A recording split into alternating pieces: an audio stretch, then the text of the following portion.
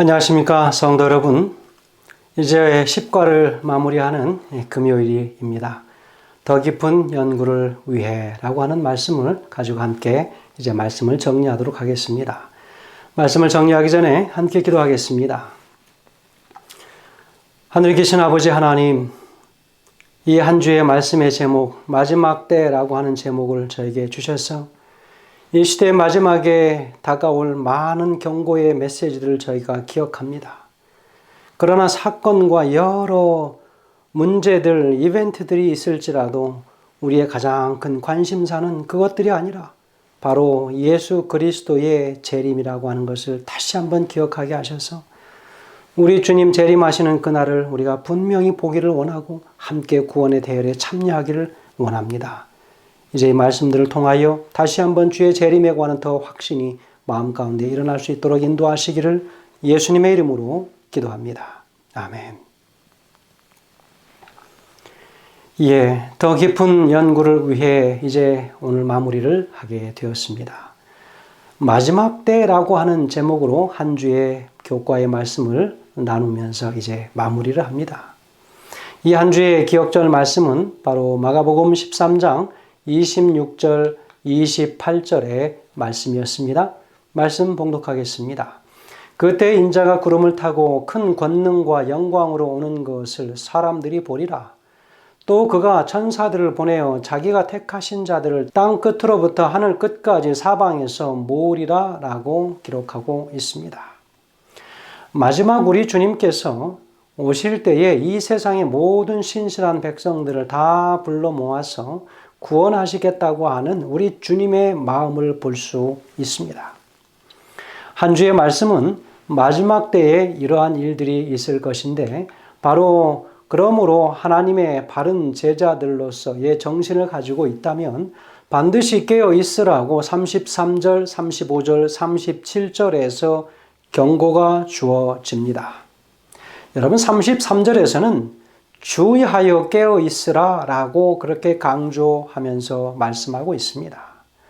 우리는 이 한 주의 말씀, 바로 일요일 소재에서는 주께 드린 적은 동전 2개, 월요일 소재에서는 돌 위에 돌 하나도 라고 하는 제목을 나눴고, 화요일 소재에서는 멸망에 가증한 것, 수요일 소재에서는 큰 환란이라는 제목을 다루었습니다.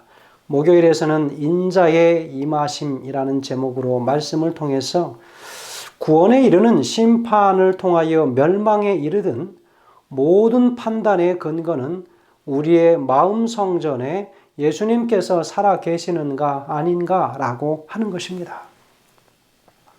사도 바울은 고린도전서 6장 19절에서 이야기합니다. 너희 몸은 너희가 하나님께로부터 받은 바 너희 가운데 계신 성령의 전인 줄을 알지 못하느냐?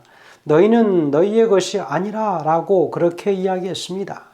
여러분, 바울이 말한 것처럼 우리는 예수님의 피값으로 사신 바 된 하나님의 성령에 거하시는 성령의 전입니다. 성령의 전에 하나님의 영이 거하지 않고 우리 자신이 앉아서 주인 노릇하는 것은 바른 그리스도인의 자세가 아니라고 하지요.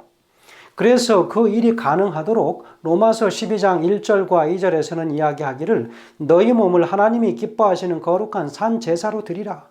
바로 이는 너희의 드릴 영적 예배니라. 마음을 새롭게 함으로 변화를 받아 하나님의 선하시고 기뻐하시고 온전하신 뜻이 무엇인지 분별하도록 하라라고 우리에게 권면하고 있습니다. 성도들이시여, 베드로는 마지막 때를 바라보면서 이야기하기를 너희가 어떠한 사람이 되어야 마땅하뇨라고 묻습니다.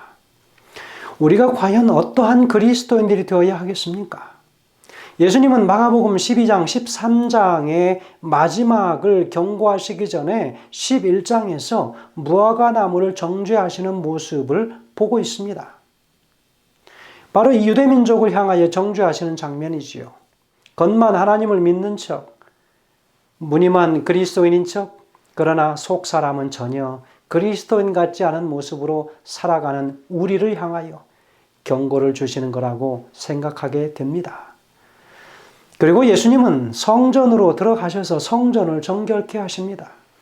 상을 뒤엎으시고 채찍으로 내리치시고 돈 바꾸는 장사들의 상을 다 얻고 그들을 내어쫓습니다. 성전 마당에는 비둘기 파는 자들과 짐승을 파는 장사꾼들의 거래하는 소리, 쨍그랑하는 동전 소리들이 더 이상 들리지 않게 되었을 때 세상의 소리가 멈추게 됩니다. 여러분, 세상의 소리가 멈추게 되자 예수님의 음성이 쩌렁쩌렁 울려 퍼지기 시작합니다. 마가복음 11장 27절에서는 말씀하시기를 내 집은 만민의 기도하는 집이라 라고 선언하십니다. 성전의 순기능이 무엇인지를 선포하고 있는 것입니다. 성전에 있었던 제사장들조차도 성전의 순기능이 무엇인지를 진정으로 깨닫지 못하고 있었던 제사장들, 많은 장사꾼들과 결탁하여서 많은 돈들을 착취하며 살았던 그들의 영적 상태를 보는 것입니다. 그들의 성전은 완전히 무너진 것입니다. 그들은 영적인 성전이 전혀 그들에게 존재하지 않았습니다. 그들에게 존재하는 것은 그저 건물만이 남아있는 성전에 불과했던 것이죠. 언제든지 하나님의 성전은 예수님이 계시지 않으면 장사하는 소굴로 변질되었던 그런 곳이었습니다. 예수님이 성전에 계시기 전에는 성전의 역할을 제대로 하지 못했다는 것을 보게 됩니다. 비로소 성전의 기능을 회복하는 모습을 예수님께서 성전에 오심으로 회복되는 모습을 보게 됩니다. 그러나 밖으로 쫓겨난 제사장들을 비롯해서 모든 장사꾼들, 구경꾼들이 예수님의 모습에서 아무 사람에게서도 보지 못했던 말씀의 권세가 있는 그 모습을 보게 되면서 깜짝 놀라게 됩니다.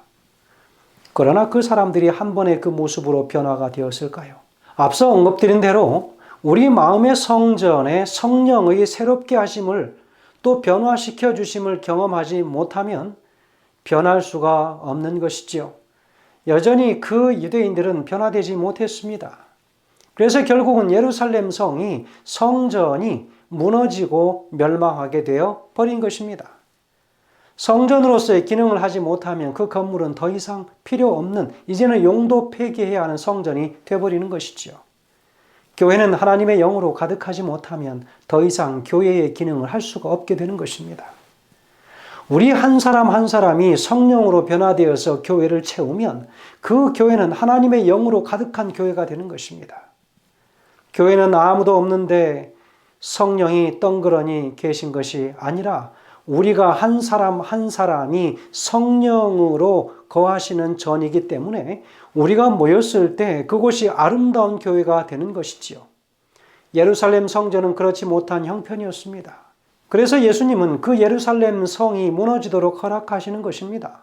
그때 그래도 당신의 사랑하시는 백성들을 구원해내시기 위해서 피할 길을 알려주시고자 어떤 마음을 가지고 살아야 하는지를 가난한 과부에 드린 두 렙돈의 이야기를 하시면서 분명하게 간절한 마음으로 하나님 앞에 우리 자신들을 드려야 하는지를 가르쳐 주시고 있습니다. 바로 그녀가 드린 예물은 어떤 부유한 사람들이 드린 것보다 고귀하다라고 말씀하셨습니다. 그런 마음가짐으로 이 시대의 마지막도 살아갈 때 주님의 구원의 대열에 참여할 수 있게 됨을 말씀하여 주십니다.